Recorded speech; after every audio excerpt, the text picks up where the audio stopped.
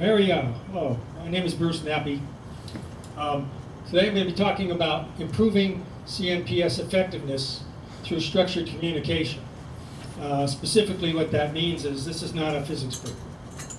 And if you see an equation in there, then it's in there by mistake.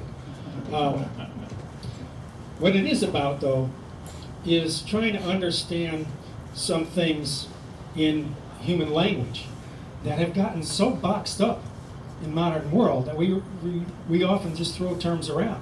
And we think we know what they mean, and then you hear somebody else talk about it and you say, wait a minute, that's not even the same, doesn't have the same meaning as the word I was using. What's that going on? So we call this a society.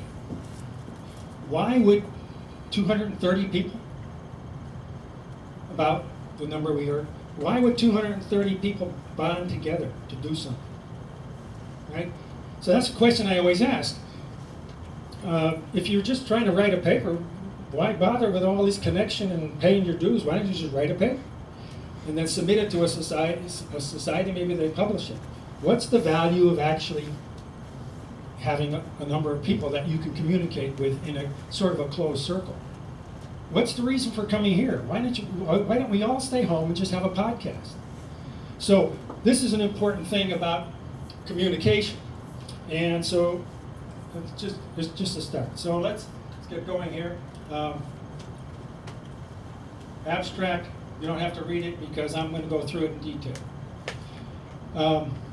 The internet is well accepted as a great technical milestone in human communication.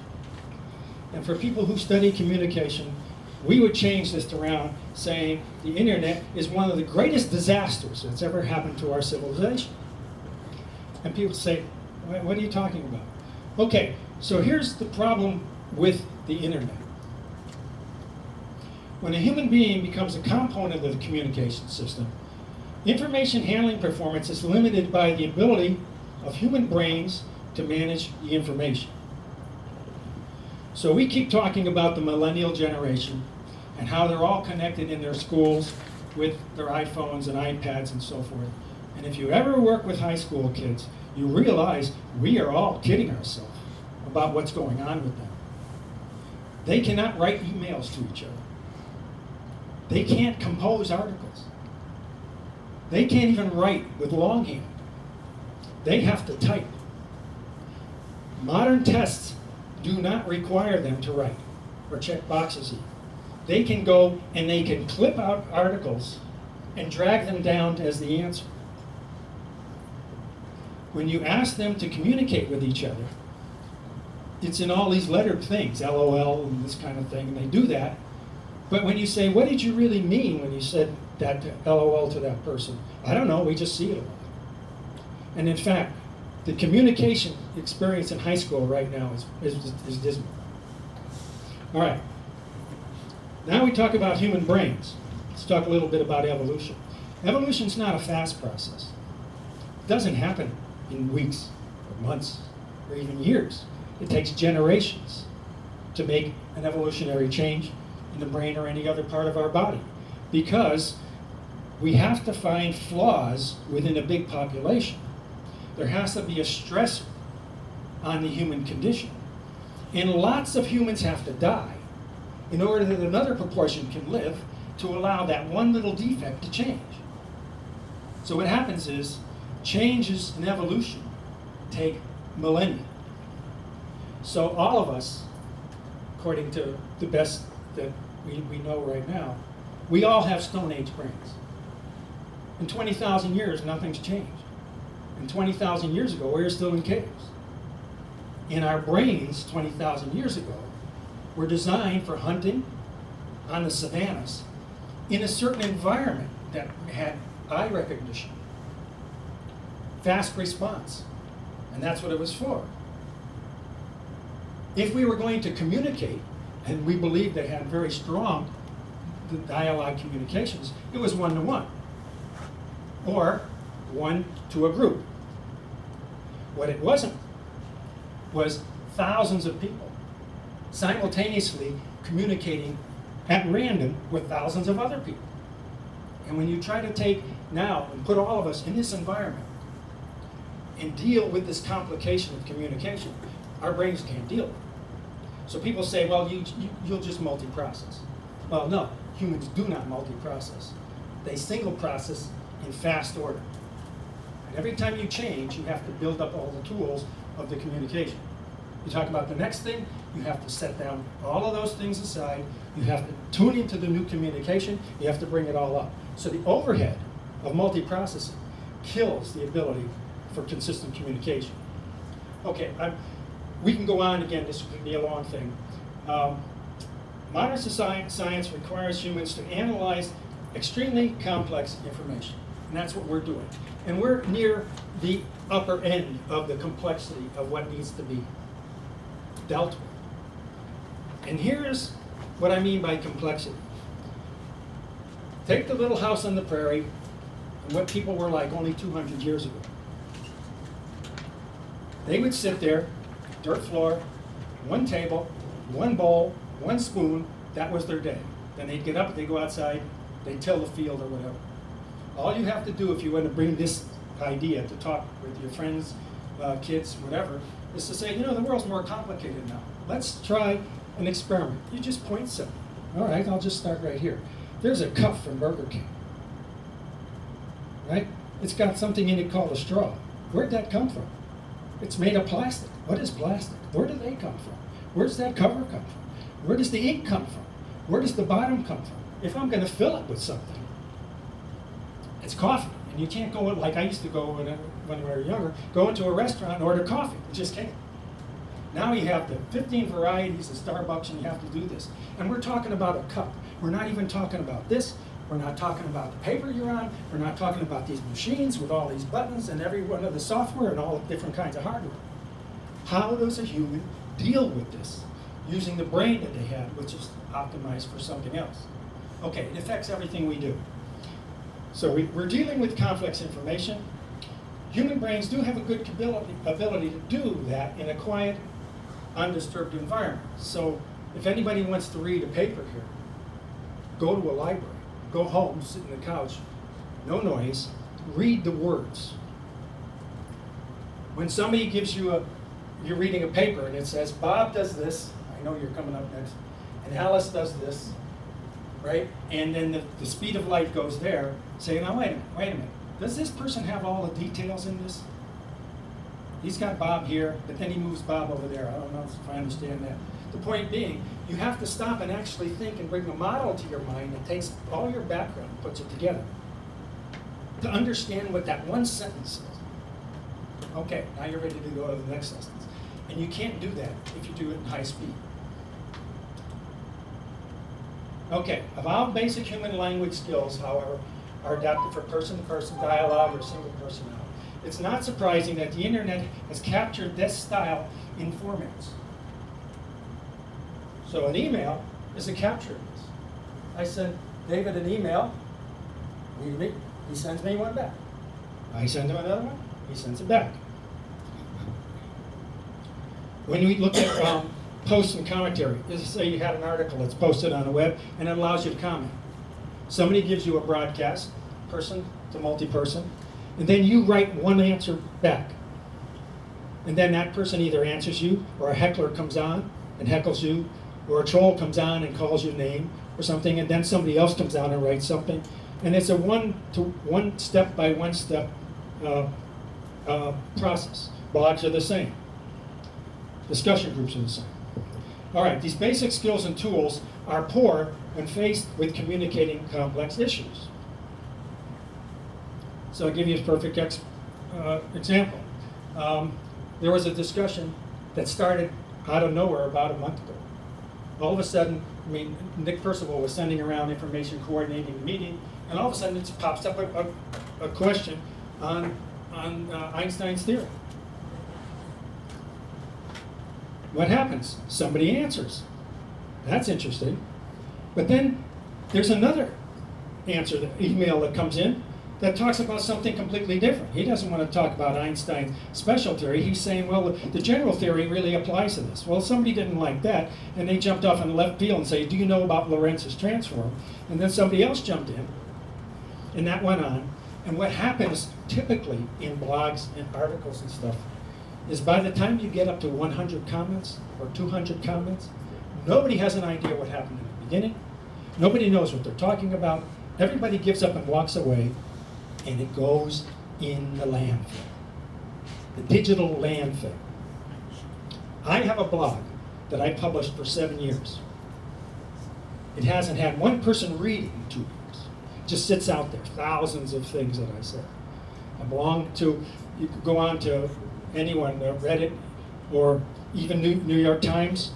Somebody posts an article, there's 500 comments. Nobody's going to read 500 comments unless they're doing an academic study. What do? They comment on the last thing. So if the article was like, in the first email that came out on relativity just recently, he recommended a website to go to read about the history of SR or something. So I looked at it. The first comment was on climate change. Had nothing to do with SR. And from then on, the next 40 comments were all on climate change. And then a troll got in, and then somebody switched over to what's the right etiquette to deal with on a blog. And by the time you got down to about 75, it was lost. Into the landfill. Into the landfill. Okay, what we don't want to do in discussing our complex issues is just write a bunch of stuff back and forth, and then it goes off into the landfill. That's not going to help any of us. Okay, the presentation explores some recently introduced discussion tools that will try to help structure this so that when we have these discussions, that we get something long-lasting out of it. Okay, what internet tools do we have? Things like articles and magazines, mentioned email, forums, bulletin boards. The things about these are they're time sequenced. They have topic breakdowns. If you have a good bulletin board system, they'll allow somebody to pick a topic. And if somebody reading, going through, sees something that they think is getting off, right, you start out with SR and you're talking about Einstein, and somebody wants to talk about the awards he won, they can come and say, well, you know, you should have another topic to talk about Einstein's personal life. And some people can jump off and take that as a topic, and then the main topic get back on. That's what I mean by topic breakdown. And sometimes the computers will automatically thread it. So if the person starts to talk about Einstein's awards, anybody who comments to that will stay in the thread and they'll organize it. But we don't see that very often. So topic exploration elements for complex things. We are dealing with complex topics. And these, and I'm not talking about an email stream that starts up where we're all going to get together tonight for supper or something. You know, that's a good thing for email. You get it done, it's over with, throw it out, you don't need anything. But when we're dealing with physics topics, there are many subtopics that we have to face up that we're going to run into, and details for each one. The subtopics and details relate in complex, overlapping ways. We're talking about SR, we're talking about Lorentz transform. Where did the Lorentz transform come from? Over to this other physicist before him. What did that physics have to say about electrodynamics? Oh, and electrodynamics is back to Einstein. See, all these things are like a big web, and we got to find a way to separate that stuff out. The discussions may include hundreds or thousands of comments by the time a complex issue is resolved, and by resolved, I don't believe that we necessarily have to come to an answer where we all agree upon it. But when you resolve a topic, like I did with some people who were discussing democracy, they had been having this tumbling conversation for over 2 years. And I jumped in, gave them some tools, and in 2 months it was over. And what they agreed is they didn't know what they were talking about. They were using principles that they didn't really understand, and what they needed to do was separate into 5 different groups, each study one of the principles and come back and see if they can restart. And they all thank me because they said we'd have gone down this for another 5 years and wouldn't got any process. So it's impractical for most participants to review the entire discussion, right? So if everyone here says we're after this meeting we're going to pick up one of the topics and so you start a discussion about it, and then somebody jumps in about 2 months after you started, you don't want them to have to go back to the beginning because they have to read hundreds of things, including false starts, straw men that were put up that were shot down. I mean, it can go all over the place. So.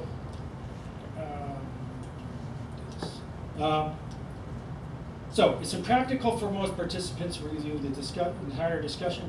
It takes a lot of time and a lot of detail. So understanding the details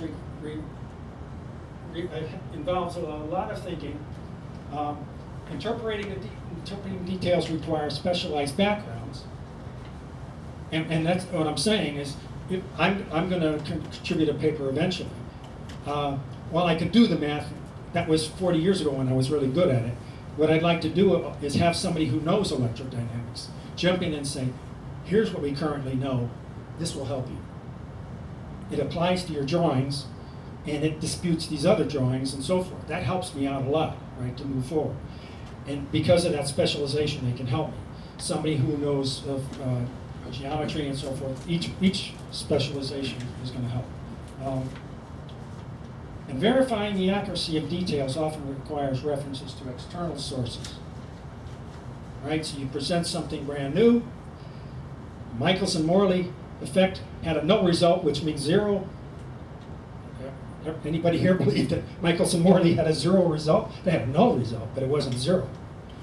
Oh, I think it's zero. Okay, let's go get our source. Well, we don't know what's a good source for it. If we had external sources, this would help us out a lot. Okay, let me jump through now. Observing novel interrelationships of details requires creative skills. Judging logical interactions requires philosophical skills. Recognizing hidden questions or mistakes is critical thinking skills. The same person may not be strong in all of these. Some may be much stronger. Tapping into broad knowledge involves many people. And what I was glad to see when I was going over the roster here is that one of your members lists down there that his interest is the history of science and science background. Love to have a person like that being sort of a librarian for us. Organizing this discussion method requires system skills. What that means is, again, let's say I was going to be talking about a new experiment for SR. Well, what I would like to do, because it involves satellites, is find somebody who's an expert in what goes on with the GPS system to come in. And I would like somebody who knows something about optical systems and optical beacons, somebody who knows about aircraft. So if I were proposing this is what I mean by a system skill. I would be a coordinator, not necessarily providing all the information, but coordinating other people who have it. So there's system skills in long discussions. Organizing the process, it has management skills, and then there's things about error handling. Somebody comes in, mistakes what we're talking about, and says, well, general relativity says this, and somebody has to correct them. No, we're not talking about GR, we're talking about SR. Well, what does that mean? We say, okay, we're talking about a high school novice who joined, which we would like, but they didn't know the difference. So a simple error that could just derail the discussion for a long time, we finally put to rest. And then supposition here, right? Suppositions are stronger. Well, you say that charged particles can't be spherical? Well, could they be pancakes? And the other person says, no, wait a minute, I'm saying they're toroids. Oh, okay. So instead of saying, we'll put on boxing gloves and meet out in the hall, what you want to say is, okay, let's take and have three suppositions. They're spherical, they're pancakes, they're toroids.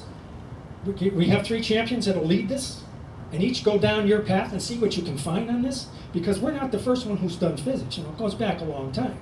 And a lot of the things that were written aren't on Google, and they're not in Index Medicus or any of those other periodicals, because they were before the internet, and people still haven't copied them out. And I see that all the time. Okay. Then we have the problem of the participants. Each of these elements I'm going to talk about here apply to both the poster of a email and the reader of the email. So, what's the availability of these people? Do they have time for online commitment? Right? I would say, David, you agree to stay on this with me for a while? Oh, well, how long is it going to take? Well, I need your attention every day for a month. Well, I can't do that. Now, a month's a long time. I got other things to do. I'll jump in for a week, then I got to go on travel. So time availability, is an issue. Time to do external research. Again, the Michelson-Morley thing comes up. You start down that road, you get into Miller, and you get into all these Kennedy and all the reports, and you have to track each original down. You can't take a second, third source. It takes a lot of time. Participation is interrupted. Again, you're here for a week, you're out away for a week, you come back. What's going on in the week you were out? Okay. Point of entry into this discussion. You just came back from a trip to Europe. You haven't been on the internet in 6 weeks. You jump into this. There's already 200 comments. Going to read them all? Okay. All of these things are a problem of availability. Background, general knowledge, novice to expert are going to be talking with us.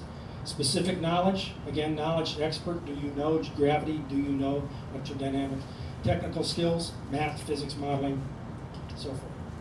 Personal discussion styles. Some people can understand and focus on larger issues.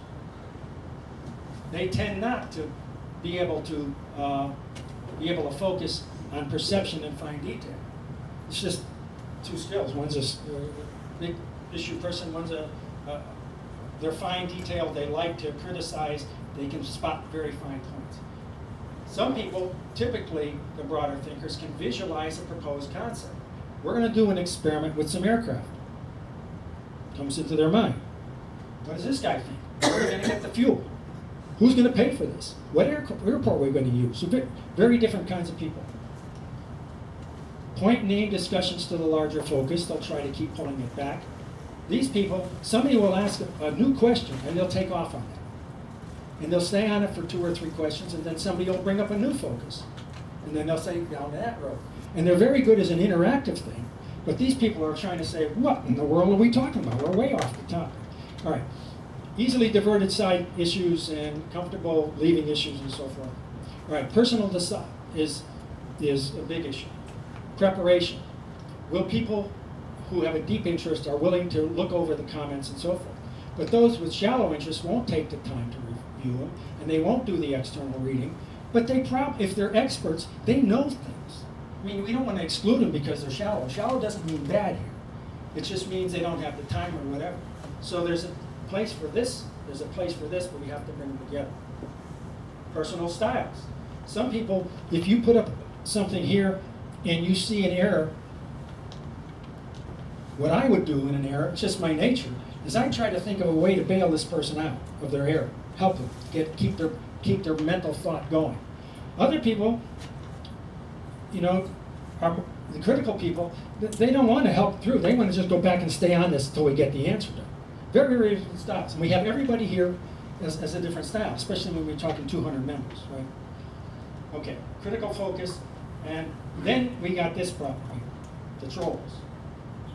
And that's hard to weed out, and it takes some strong arm, but if you don't, it will absolutely destroy the discussion, take it to other places. All right.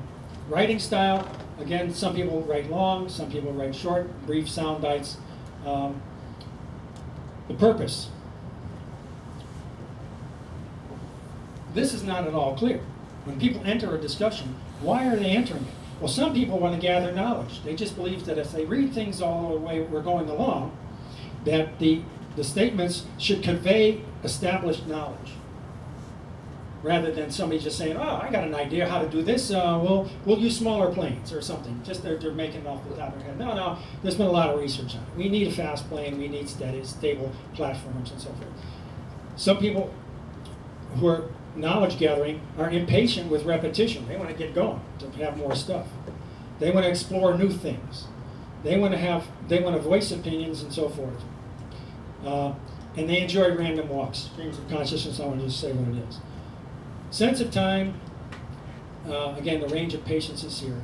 And then there's this language and cultural background. Now, one thing is language where you don't understand quite exactly what a person is saying. That's not what I'm talking about the language. The language issue is the background. What environment did they grow up in? I know the European schools don't approach physics and training the way we do. And you have to sit down and try to understand the depth that they have. And even there, you go from Japan to China and into Europe, so forth. It's day and night. So when we involve a lot of people, which I'm glad to see are all around the world, we have to say, let's take more patience to try to understand what the person's basis of thought was. Okay, all these things involve the participants, and don't try to read this, it's just words as a placekeeper. We have all of these, that should be back. We have all of these different kinds of participants interacting with this message, and that message, and that message, bringing every one of those complications I brought up to bear. It's a nightmare problem. Communication is a huge problem. So if you wonder why the US elections are going as crazy as they are, this is the reason. Because every media outlet is dealing with all of this. Everything we said, you can't have a discussion. You can't sit down with a newscaster, and they're not newscasters, dealing with all kinds of participants trying to handle the discussion. We're over the top. Okay, so what's the problem? Most knowledge transferred on the internet ends up in the internet network. We lose it. We lose huge amounts of human capability. For internet discussions of complex issues, using existing methods aimed at reaching new levels of understanding, very few are even marginally successful. And if you then go on to any one of those websites a week from now, you're going to hear the same things over and over and over. During the discussions, most started to answer specific questions. Topics start with a poor definition of what the question is. Shall we be good to each other? Where's that going to end up? Most already have answers that the people who are starting the participation have failed to investigate. What's the current crime rate in Chicago? Well, it must be high. No, it's low. On my street, I haven't seen anything. Wait, whoa. Why are we having a discussion about something that's known? Somebody go look up the crime statistics and post them. So, most already have answers, and starting and participating have failed to investigate. And I'm going to say that that's important for us here too. When we talk about SR or something like that, or gravity attractions between particles and things, come on. In the 1890s they talked about this. We shouldn't be rehashing what was written then, again in the 20s, again in the 30s, because the communication hasn't been any better then than it is now. Due to a wide range of personalities involved, high emotions, and topics drift quickly, the result is random walk and so forth. When misinformation is introduced, it often leads to topic introducers dropping out and running away from the discussion. When misinformation comes in, and people don't recognize it's misinformation. And again, Michelson Morley produced a no result, zero result, no ether, you're done. So if other participants start discussing it, the people with a lot of experience just say, I'm not putting up with it, they disappear, they drop out. Okay, one over. So, are there some new ways to do this? Yes. So I'm going to take a quick run through with a method that I've used before, which is a combination of about 4 tools. And then what I really like to do is make this a workshop, right? A seminar. Because what the goal of my presentation is for all of you to help me make a presentation to David and the board saying, can we start a couple of these new ways of discussing things, right? And what I want to do is include all your input about it. So let's see where I'm going to go. So question and answer, which is the stuff about emails and in the blogs, is efficient for brief stuff. And it's good to collect wisdom for simple, specific cases from knowledge experts. It's good for simple planning, it's good for coordination. The action we should take, I'm recommending, I will recommend, is to use existing internet approaches for this, like email and so forth. For example, have moderators restrain wondering and leapfrogging discussions and continually break up the discussions into more simple questions. So that means when you start a question, somebody would be good, the person who started it acted as a moderator, for example. Okay. Number 2, Participants coming all into discussions at all levels. So we want to quickly bring novices up the learning curve or act as refreshers for experts with information. So my suggestion is we build a virtual encyclopedia of agreed to static references. All right. Virtual encyclopedia, not of agreed to concepts. In other words, SR, if it's on the list, is we do not want to try to say, we all agree that this is what SR means. What it means is, in our encyclopedia, we would agree to providing a list of references that are good references for it. You know, people rate them highly. We can have people rate this. Read this, read this, read this. That'll tell you what people thought about it. All right, so they're general reference sources that create a foundation for concepts. And this is how it goes back to novices. There would be a part of a handbook, it would say to novices, if you want to talk about SR, here's what most of the group has already talked about in these books. Go start here if you want to come up to speed. This would be helpful.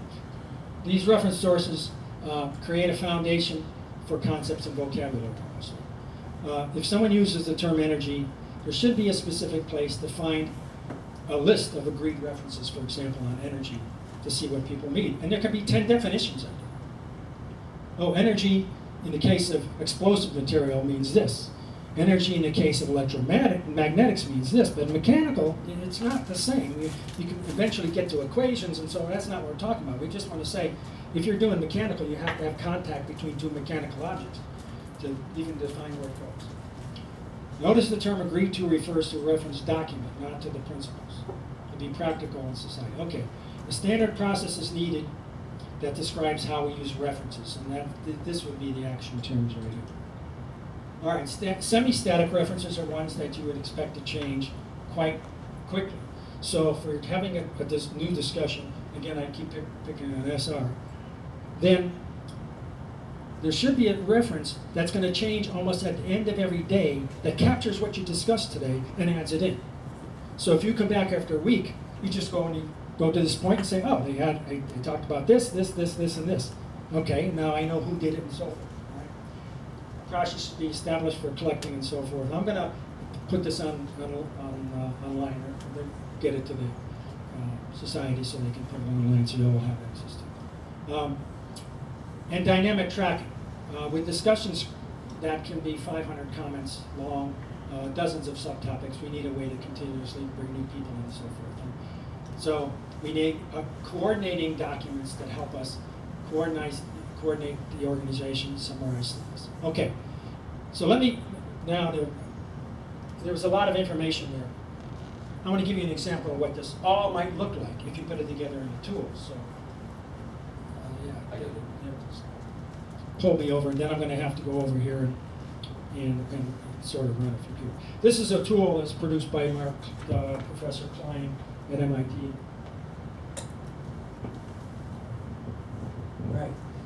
So, all right, well, you're all set. Hit the plus.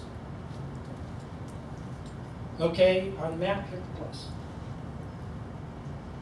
Okay, now I'm going to make up a very hypothetical discussion.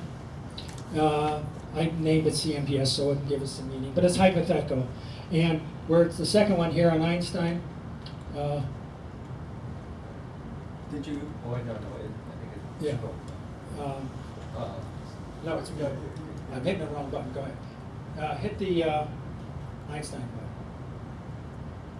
Okay. There you go. All right.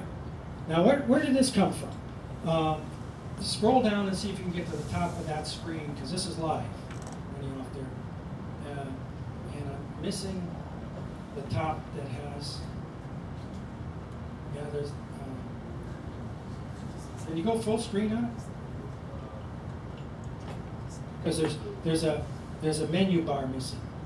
Site advisor. Menu over here. That could, yeah, there it is. I never saw it to the side before. We're looking for something that's going to show up. Try the bottom one that says, no, keep going. We're looking for something that says, keep going. Chat room. There you go. Click the chat room. Okay, then click the bottom thing, email Einstein Gravity 710. Nothing happened. There we go. All right, and then scroll all the way to the bottom. Now, any names here that might you think you might recognize it, right? So, go right to the bottom. Okay, so this seems to be from somebody called Rajendra Pujapati, right? And go up a little bit to where we're at the top of this piece right here. And yeah, just scroll up a little bit. Okay, so here he is, July 7th. He comes in, dear all, we CPS members' goal is the same. We want to unite under Einstein's logic on gravity. Once we prove ourselves by demonstrating this, we can do so forth. Okay? You're getting a mouse? Good. So you can just scroll down a little. Okay, so he's talking about this is what he wants to do. Right, just scroll down to the first place that's highlighted. So I'm reading through this, and I say, okay, I don't really understand. He doesn't say anything yet. This is the article I looked up. But then, this was important to me, and I was acting moderator. To begin with, Einstein's gravity will never be proven wrong or by theory. He goes on and says this. So, here's what I highlighted that, and then I cataloged it in the outline. So if you go to this, if you point your, and clicked it, notice what happened over here in the outline. Under this outline, CPS theory discussion, Einstein, there's a topic heading called How Can Einstein be Proved Wrong? I made that up, trying to best interpret this. And then now if you, and this said highlighted it, it says it's here, so now if you take over here and put the arrow on that and click it, and then you read it, what you're going to find is his statement is here. And if you were going through the outline, you would, and you wanted to find out where it was, and you clicked on that, that would put you back over here and tell you it was over here, and you'd be able to find it here. So what we have now is a coordinated index. Okay? So now that you can see how this chat room works with this, and what's in this chat room is the entire discussion for the whole month, of the whole 2 weeks or 3 weeks, of everything these guys talked about. So David, grab that and pull it over to the left so we. We'll close it? No, that's okay. Grab the bar, that bar right there, and just move it to the left so we can see the full. So what you're seeing now is me making an outline.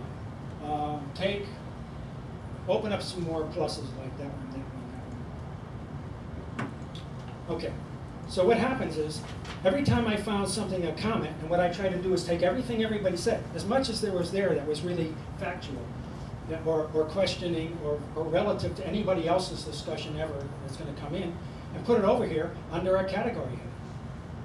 So now, if you haven't been part of this discussion, and you can get to this, and in the document there was I actually put the read URL for this. You could go home, click on that URL, you're going to get this, you can click them all open, you can't write into it, but you can read it from now.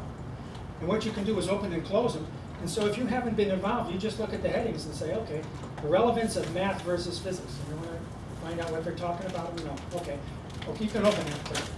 See, and then what happens is, somebody says, math is sufficient. It's called positivism. Click on these thumbs up, thumbs down.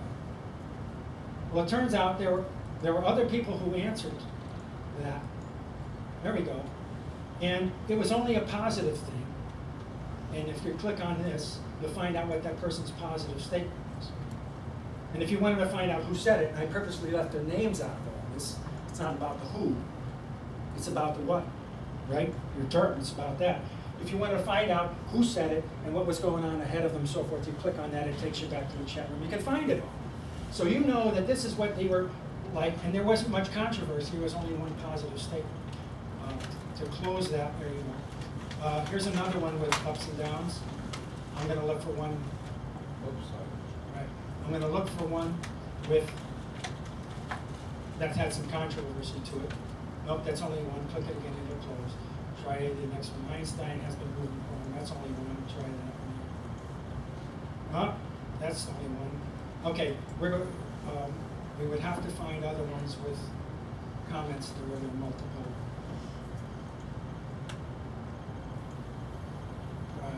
Again, these were one-sided things. All the comments were for or against. Everything. Oh, wait. Yeah, that's not going to happen. That's me putting in instructions how to use it. So I remember there was one in there where there was about three pros and 3 against or something. And what this did, it laid them out in red and green, so you can easily jump back and see this person said this person said this. All right, so the point about what I was saying before about the discussions, you could jump in at any time and quickly see what everybody talked about. Find out if you want to talk about it. Well, there's one, a yes or no. Does science understand the physical basis of the universe? Well, let's see. This guy says no. No, you proposed a pushing force for a model of gravitation like yours or something, for the second edition of the Principia. It wasn't a pulling force. Newton himself had it. Okay, that's what this person says. So we don't understand elements of the universe because we were disagreeing with Newton. So that was their. So if you close that, go over and look at the yes. No. This person said yes. Consider up front what space is composed of. There are cosmic bodies and possibly occasional matter principles. There is radiation such as light. There's gravity. There are no other discernible contents. One of our members interpreted that as supporting universal understanding with that statement. So if you read that, you might say, I agree with that, you're gone. Somebody else doesn't agree with it. They'll respond to this. They'll answer something else. And then whoever comes back in to see the whole discussion is going to be able to go back to this and find it. So what's important is this whole process is a static document, a semi-static document. It captures the entire discussion. It's never lost. Because if we tuck this away and about 6 months from now somebody else wants to discuss it, they don't just post an email. This is in a topic table that's published on our site. It says these following topics were discussed. You find one you wanted, like how people are talking about SR, you click it, bang, it opens up a whole 6 months worth of discussion. Already subcategorized, so you can look through it, see where you're strong, see where you're weak. The moderator supposedly will add an action section that says, when I open this up, I hope to get to these following points. I think I achieved this, I didn't achieve this, this, and this, can somebody help? And he'll open up an action table for us, and it will never get lost. Okay, so let's make this the workshop. This is open, you can ask questions about it.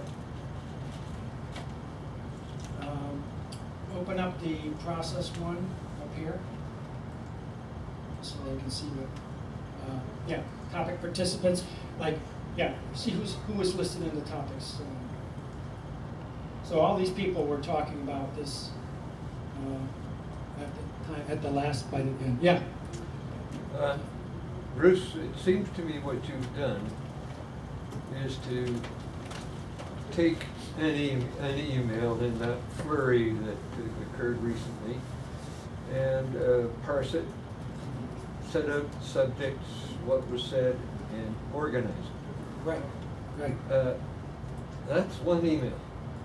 That's one email string, not just one person's email. Okay. That was like 2 weeks worth of emails, which are 4 a day, or 5 a day, going back and forth. Okay. Yeah. But what I'm getting at is this, is that what you've done is, I think, a monster amount of work.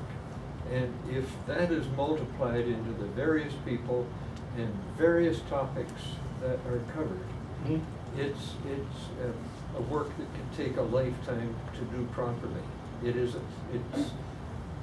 It's large, to say the least.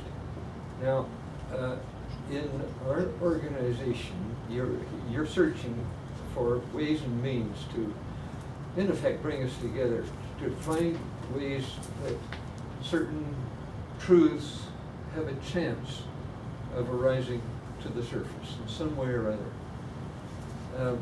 I'm wondering whether a somewhat different approach, quite a different approach, might be helpful. Debate. Now, you were onto that earlier on in what you had to say. But if we had a debate, for example, between people that we know have written good stuff on subjects on which they differ, if we were to invite them to have a 2-hour debate with a moderator to try to keep it on the rails, might we have at least an approach to a method that can help analyze something to the extent that the truth has got a chance of bubbling to the surface? Because we've got ideas that are all across the board in this organization. And I don't say that in a regretful sense, I say the exact opposite sense. But when you've got something that shakes all that together and gives a chance for certain things to rise, which gives us a better fighting chance to be constructive, as David says, and I think he's dead right on that, rather than be destructive, then it seems to me that approach is at least one approach that could help us Right. So get something crystallized. Right. So if somebody will help to be a scribe, Steve, can you just get a piece of paper or something, write down debates? Here's how I would answer that. Yeah. This tool, it's called a deliberatorium, was specifically designed to help debates. Yeah. So what I would think is, following up on your statement, is that we ask what forums can debates run well in? And in fact, they would go well in many cases. At a conference like this, it would be neat to have an evening, for example, with a debate like that, where you pick certain people who, for some reasons, you want them on the stage having this debate. They don't have to be members necessarily or something. So that's one of them. The other one is to have regional groups get together because they can't all travel, to have regional debates. The third one is to have them online in one form or another. And I agree with you. See, that's a great idea to add in what we would be doing. And at the end, no matter which way they work, they get reduced to this. Yeah, somebody has to do the work. But it took me, I'm going to have to say, 4 hours, maybe 6 hours to pull this up. And once it's done, then you only have the daily upkeep, which is again 10, 15 minutes, which, to keep it up. Good idea. Anyone else? Yes. Is it possible that whoever has the input on those articles can also access to the right or whatever it's called to end the input under each of the title, so that the organization does not have to have a special person to organize all the message. All this is a formidable tool there. Yeah. Yeah, but if, for example, if I can have the right access the input to each under title, I will do it. Right. Yeah. And the answer to you is absolutely yes. This can be constructed both ways. And what they found at MIT when they were doing this is, if you had responsible people, then they would be under control. If you had trolls in there, they wreck it. Well, I think the job of the organization is to monitor Right. who is putting the right thing. If Sure. something is putting something too wild, Yeah. delete it. You have to take it off. Yeah. And here's another way that it can be done, is that the person just enters, writes their email, and in that they make a note. Please put this under new topic, because they know where it's going. And so when the moderator does it, he says he gets instructions in his email, he puts it in there. Second, we all agree that this is open forum. What that means is, I write the heading, what defines an ether, and then there's these questions and so forth. And you wrote that comment, and you see it the next day. That's not where you want it. You should be able to write back to me and say, I didn't want that there. That you didn't understand me. Move it to another place. So the point is, all of the contributors have open access. This is an open document. It's not a closed one, and they should be able to move things around. right? So Steve, if anything, it's, can we run this with direct input, and are there ways to get around it so there are moderators, but the writers all have their ability to comment? Did that answer the question?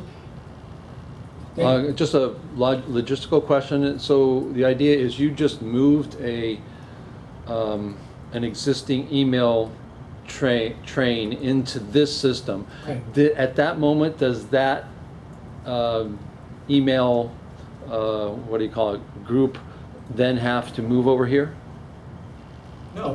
What happens is the email people can keep having their discussions because, I said, I say to Steve, didn't you say something in your article?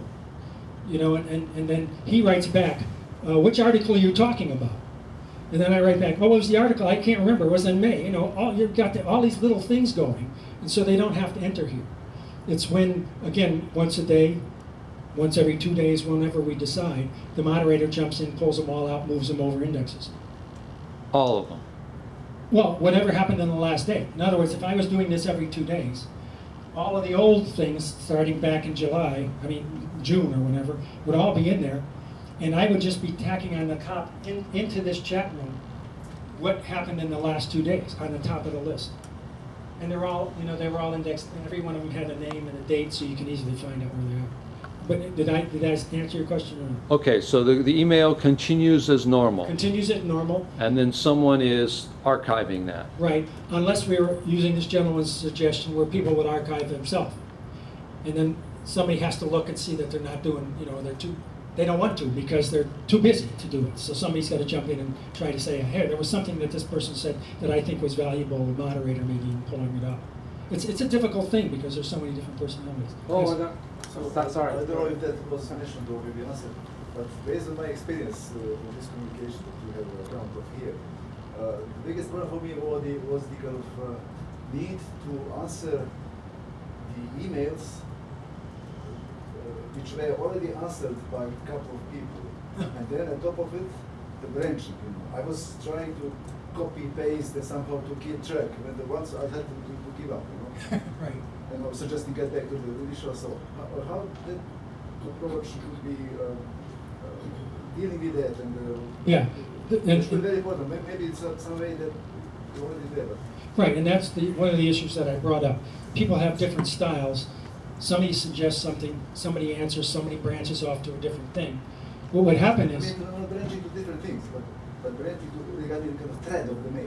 Yeah, Yes, right. I mean, kind of, right, somebody's, you need somehow to answer to one person and to another person, and then I feel happy that those two that one thread of communication kind of branched into two. sure. And I don't know how.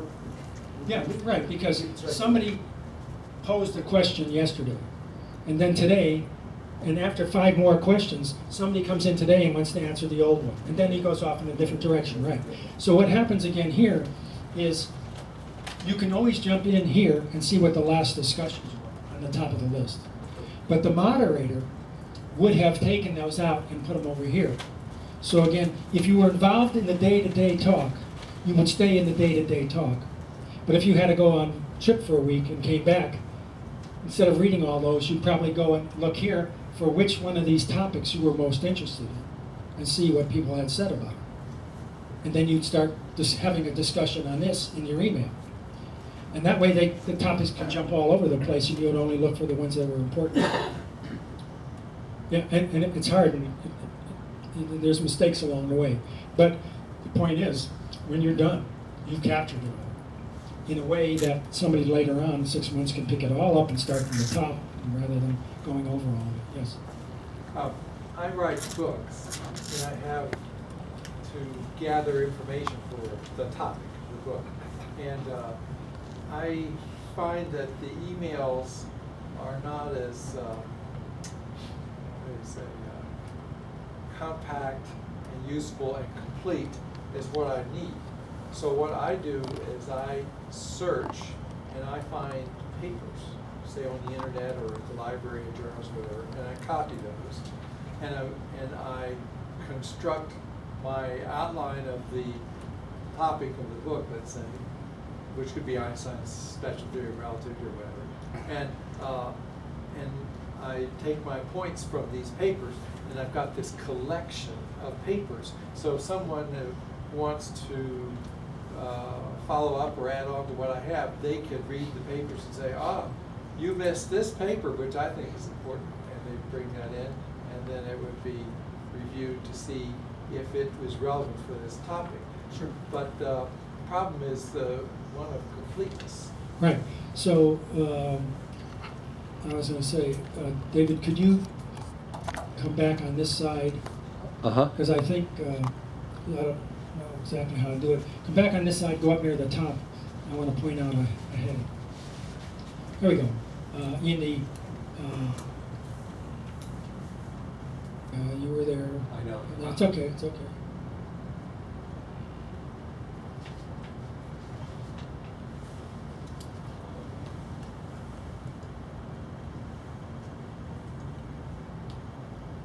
There we go. On the process. This process one, right there. Okay. So now, if we got the members to cooperate, when they did a research project, just like you said, for a paper or something, and you made a comment on here that I just came to the conclusion of something, we would hope you would paste it. So all these references about where you got things are available to other people and to yourself later on, topic oriented. And that would build our reference library, our reference list. Right, that's good. Okay, again, so all I'm saying is now what are we doing? Instead of having this thing that's just a discussion that goes on and then it's all lost, it all gets captured. And in a reasonably easy way, thanks to Mark developing this tool, or NSF, putting their millions of dollars into developing this deliberation tool. Any more ideas? Okay, what other topics do we have to do? So one thing is, each one of you are writing a paper. Do you need any help? You want any criticism? You want somebody to read your paper? So we ought to have a place where it can be read, but when it is read, you start one of these. So you yourself now have created something where people could jump in. Because again, I might be on vacation. I come back and I look over the topic list, and there's one where some place on the home page that says here's the place where people need input. And I look down and I say, oh, my favorite subject, Einstein gravity. So I'm going to jump in and find out who's posting something and what they're saying. So a different form of this can be used. While this was designed for debate, while this was designed for debate, I cannibalized it, so to speak. I took it from there and I turned it into a discussion tool, which is an outline tool. And Dr. Klein was really helpful and supportive of these. He said, I didn't design it for that, but you're doing great. Keep going. Okay, so that's what I'm saying. Another thing is we would all have papers that we would like reviewed. We're all going to come up with experiments that we want reviewed. Same kind of thing, not as intense, different kinds of input. So there might be a page for experiments. And this is where I would send a message out to the whole membership saying, since we're starting this new way of organizing information, what would you like to see? It isn't here. So one of the things, for example, for the novices, is I said, well, okay, this would be neat to have a guidebook for novices, right? You would, let me see, how to use this map, maybe close that one, how to use the map.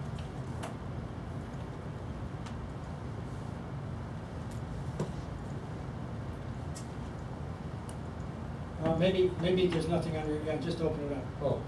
Okay, so what is it? This is as far as I got.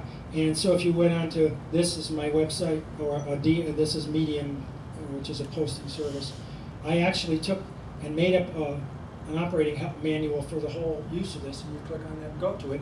And I did it this way because if you right-click on this and open it, it's in a separate window. So you can have your window over here with all your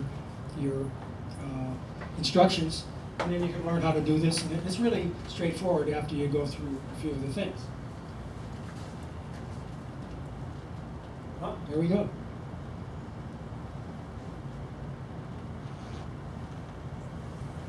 Oh, this, okay, this, yeah, it says DM here. I don't know if you know what that means. This is democracy. Who's the guy in the suit and the glasses? Yeah, I see him all over the place on my website. DM is the Democracy in Europe Movement 25, trying to make a democracy for all of the European Union. So I wrote this, and they're using this to discuss democracy. And it's amazing how people start out and say, what is freedom? It takes off in one direction. Gun rights, off in another direction. And you think people would agree, hey, they don't even know the same terminology. So, but anyway, all that is really, it tells you how to go through it and use this theory. At this point, can I ask David a question? Can a non-member read an article in the CNPS archive? I'm sorry, say that again? Can a non-member? Yeah, read- absolutely, absolutely. In fact, you know, WordPress is the most used blog in the world, and what happens is it gets indexed. Even if your stuff, you know, the trash part isn't all true. The blogs will stay around, and they get indexed constantly. And what happens, and when someone goes to Google and types it in, lo and behold, if you type in something pretty specific to what you're talking about, your article's going to come up. I mean, that's one of the reasons we do it that way. I have one of the things is my father and I have a new book, which is in review right now. So we would be able to go in here and then have people, you're saying for a review tool, so someone says, hey, I didn't understand this, I need more wording on this, or this was really completely bad, whatever. Are you saying using it for that kind of thing? Yeah, so what would happen is, right now, this is set up for the theory discussions. I would make another page for review, article reviews, and start a whole new outline that somebody, you come in with one, you pick out a new paragraph, a new topic like here, and then it starts from there. So your book would be there, somebody else wanted to review later, they'd have a book, and people can go back and look for Okay, reviews. so in other words, what we would do is, when we give these copies out, we're wanting people to we want feedback. Right. Even if they give it to us in email, how they give it to us, we can still catalog it there, Catalog it. and they can actually see it there. Right, and make sure that. What about the idea that a person could add, are there places that they could add to it, or it is, the only part I'm not understanding in this whole thing is, okay, we do that, somebody's looking at it and says, oh, I've got another thing I'd like to add to that. Can they go in and do that, or do they have to send it to us and then we catalog? Yeah, so as I was saying, this has been a big problem where this is used in how responsible the people participating are. If they're responsible, you can give them access rights and they can go in and paste it in. As long as they're willing to read the guidelines to how to use it and so forth. You can also do a two-step process in case where you don't read that. You just have them read access, but then they have to send you an email. Okay. And then you would have access rights to put it on because you're going to take care of your own entries. Something you said about, would this be open to the public? This is a great sales tool for the society. If it comes like Wikipedia, where somebody's looking for electrodynamics, and there's two things that pop up. One is the Google entry, electrodynamics, and the other is NPS, the Liberatorium on that. And they come to this, and it has some very simple how to use this map tools, and they open it up. They're going to say, no, you guys are organizing this in a way I didn't know how. I go to University of Michigan Library, and I say I want information on electrodynamics, and the librarian says, there it is. You know, go search it yourself. I don't have time to do it. And they come here and they find out what's the latest thinking. It's organized by subject heading. It shows the subheadings. This is a good tool to recruit members.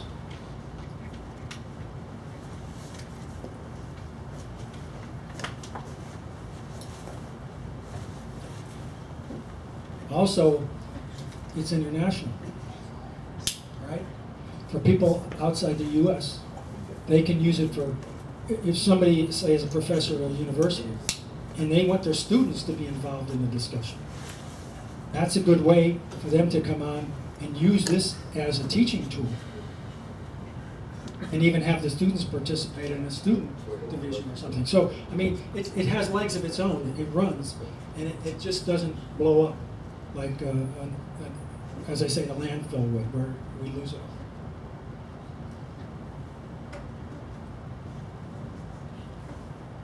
Ah, okay. In one way, I'm glad you're speechless at this point because it means that you can in this kind of group, I see the wheels all going. People saying, oh, this does something that I never thought I could do before. I need an answer right away for this paragraph I'm writing. Fire it out. Interaction. And it would change how the homepage is set up.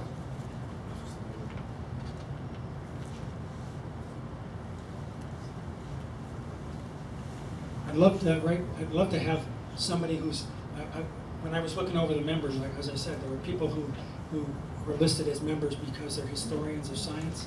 I'd love to get them as moderators in here to build up the archives. Take videos and outline all the things you said in the videos so somebody can come back and read that. Yeah, everything we do can find a piece of it. Okay, so that's it.